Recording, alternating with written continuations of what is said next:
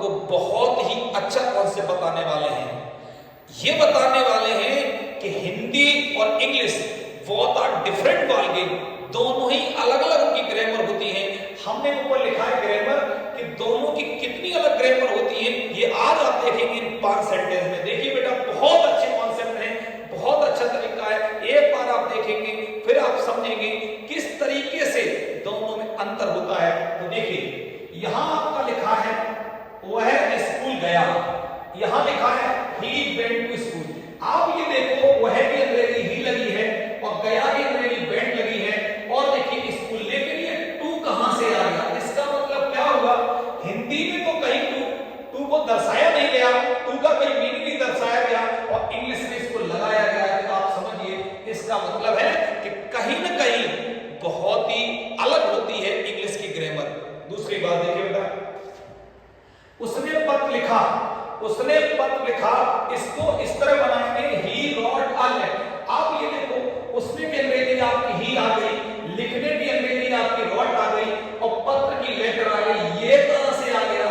ये बात समझनी है कि हिंदी में तो एक था नहीं, लेकिन अंग्रेजी में अगर ए हटा देंगे तो गलत हो जाएगा। तो इसका मतलब आपको समझ में आया कि ए इंग्लिश में मस्ट है, लेकिन हिंदी में एक कहीं भी नहीं आया है और आपको लगाना पड़ रहा है।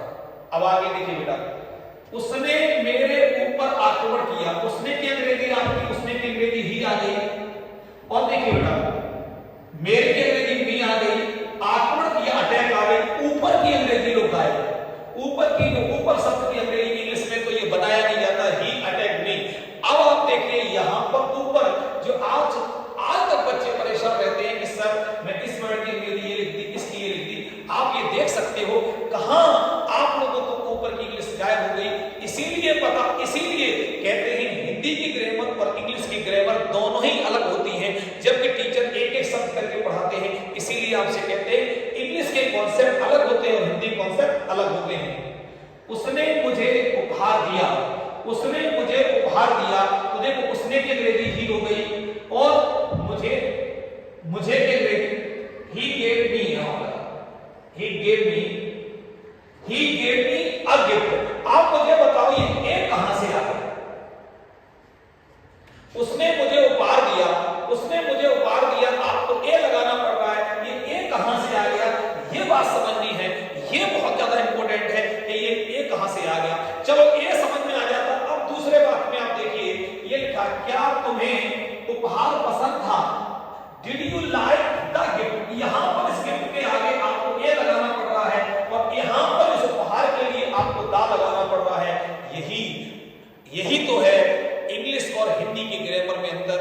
और मैं आप लोगों से पूछना चाहता हूं, जितने भी स्टूडेंट इसको देखेंगे और अंतर भी बताएंगे, ये अंतर बताएंगे, जो बच्चा ये जानता होगा क्यों, ये कमेंट में लिखेगा कि अगर वो जानता हो कि क्यों ऐसा होता है। मैं आपको बताता हूं, इंग्लिश में 2 चीजें बहुत इंपॉर्टेंट होती हैं, दोनों चीज बहुत इंपॉर्टेंट होती है, उनके बारे में बताना चाहता हूं।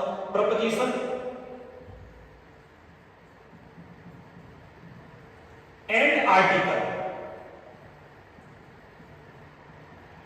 अगर आप ये दोनों चीजों को पढ़ लेंगे तो आप लोगों को पता नहीं, ये दोनों चीजों की वर्ड मीनिंग का कोई पता नहीं होता, कब लग जाए कब नहीं लगना है, ये अंतर होता है।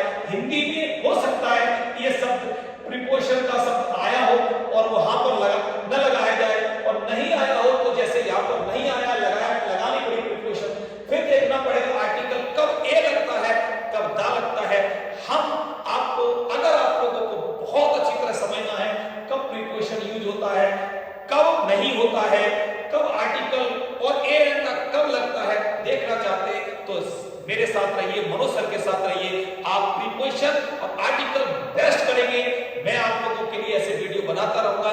देखिए, और ये आप लोगों से एक और काम देता हूं कि आप हमें, अगर जो व्यक्ति जानता तो बताइए कि ए क्यों आया, दा क्यों आया, और यहां पर टू क्यों आया है, जब हिंदी इसका नहीं है, लेकिन और जबकि इसमें ऊपर शब्द का और आया नहीं है, क्या कारण है?